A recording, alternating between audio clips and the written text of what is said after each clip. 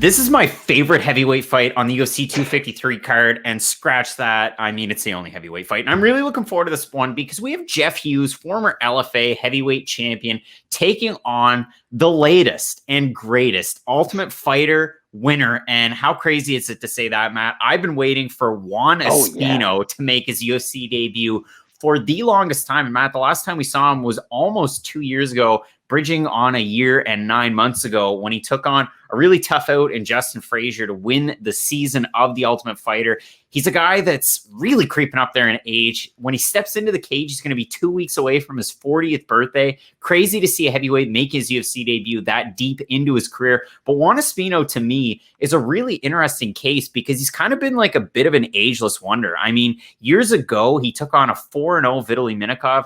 Matt, how far did Vitaly Minakov go before he lost the fight? We're talking what? He was 21-0 at one point, Bellator champion.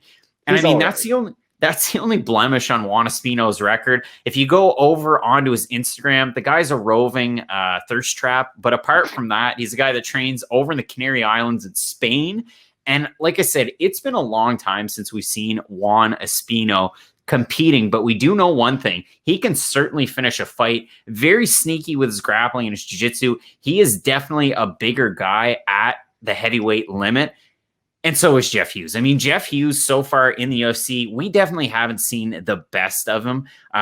Like I said, I mean, former LFA champ, had a win over Maurice Green over there, beat Josh Appelt on Dana White's Contender Series. But then since he came into the UFC, they rematched him with Maurice Green, lost a split decision there, had that weird fight against Todd Duffy that ended in an accidental eye poke. And then the fight after that, he was taking on Rafael Pessoa, and it definitely didn't go his way in that one.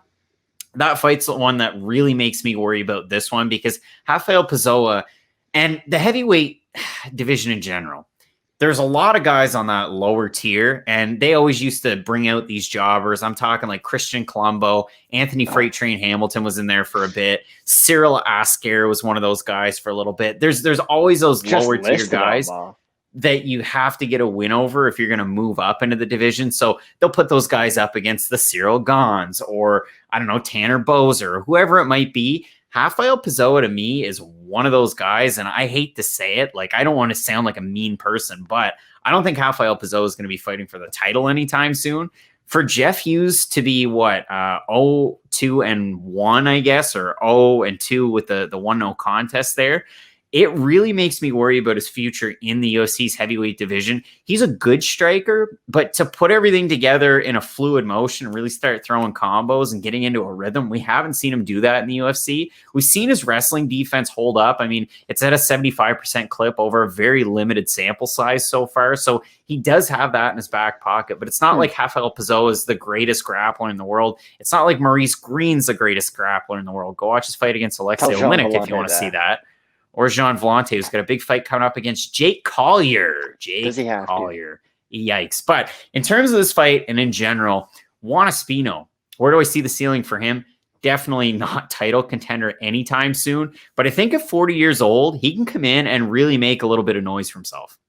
Yeah, and this is a pretty good measuring stick for Juan Espino because Jeff Hughes, I think we both agree, he's at the lower end of the heavyweight talent pool. So if you have a guy who's a little bit older in age, coming off an Ultimate Fighter win from a few years ago now too, that's the thing too. He's the last guy to win the Ultimate Fighter, and they're talking about bringing the show back, and he hasn't won for a meaningful amount of time at this point. So it's a good opponent to have him come back to. Jeff Hughes, like you had said, he's a good striker, but I think you said it in the right terms. He doesn't really throw as much as he should. The output's not always there. So when he does start to string together his combinations, you're like, oh, Jeff Hughes kind of putting it together. And then he'll just have kind of long points of inactivity throughout a fight where it seems like he's standing there almost in like a Yoel Romero type manner, where it's just him waiting and waiting and waiting. And if your name's Tyron Woodley and you've already won the title, you can get away with stuff like that. But Jeff Hughes, it's just the lack of output really concerns me in this fight. Because Juan Espino, yes, he's the better grappler by far. I mean, he's much more of a submission threat out of both guys. But on the feet, he is a good enough striker to at least overwhelm his opponent into opening up those takedown attempts later on. Yeah, I mean, if you look at Jeff Hughes, and this is the last point about him before we move on, I mean, 4.34 strikes landed per minute to 3.77. So it's good that he has a positive differential, especially in the heavyweight division. Yeah. Really nice numbers in terms of accuracy and defense, 51% accuracy, 61% defense. That is quite good. And like I said, I mean, if you look at the takedown accuracy, 50%, and his defense is 75%. Although it is a very limited sample size, those numbers are quite good. And they don't really go along with the fact that he has the 2 losses and then that 1 no contest. And I mean, I got to say too, the loss to Maurice Green was by split decision. So take that as it is. The one thing that really does concern me in this fight, though, is the odds. I mean, we haven't seen Juan Espino in the longest time. He's been a fighter that I've, not called out on Twitter, but I keep saying, where are you at, Juan? Where have you been? And then finally I get my fix of Juan Espino coming up this weekend. He opened as a minus 220 favorite. That line dropped incredibly quickly, and he now sits at a minus 291 according to best fight odds. So that's a hefty line in terms of a guy that's making his debut. He's been out for a really long time. You kind of scratch your head in terms of quality of camp and this and that you're going to get if you're over in Spain. And you look at Jeff Hughes, open as a plus 185. That line jumped up to a plus 238, 237, now sits at a plus 232 average. The other thing, if you look over in Tapology to the total votes, at a 797 votes, 90% going Espino, 64% saying he's going to win by submission. Man, that is way too much support for Juan Espino in a fight like this to me. This is another one of those fights where it's a little bit of a head scratcher because you have Juan Espino that's 2 weeks away from his 40th birthday. He's most likely going to get the win. I just can't justify throwing a ton of support to a guy that's been out for that long to be that big of a favorite. Yes, I've gone back. I've watched the fights. Do I think that Jeff Hughes is a world beater? Not so much. Do I think that Juan Espino has a path to the title tomorrow? Not so much. So it's a lower tier heavyweight fight. This is one that you fade. I'm going to go with Juan Espino, though. I do think that the upside's there. I think the submission abilities are there. Do I think that Jeff Hughes, a guy that has 3 total losses on his career, is going to hop in there, make a huge mistake, and get submitted? More than likely not, actually. But yeah, I'm going to side with Juan Espino in this one. And I'm really actually looking forward to this fight because lower tier heavyweight fights either over deliver or they're the worst fight on the card. So, okay, a few mixed messages there. Thank God the UFC didn't hire us to promote this fight because the last 30 seconds of what you just said was quite disrespectful to both guys. Let's just be honest. But no, it is kind of true. You have a 40-year-old guy who hasn't fought in years, fighting a guy who's not 0-3, but he's 0-2-1 in the UFC right now. And yes, that win over Maurice Green outside the UFC and LFA does look pretty good in hindsight. But you watch the rematch, that was one of the worst fights I've seen in a while because it was just one of those classic low volume.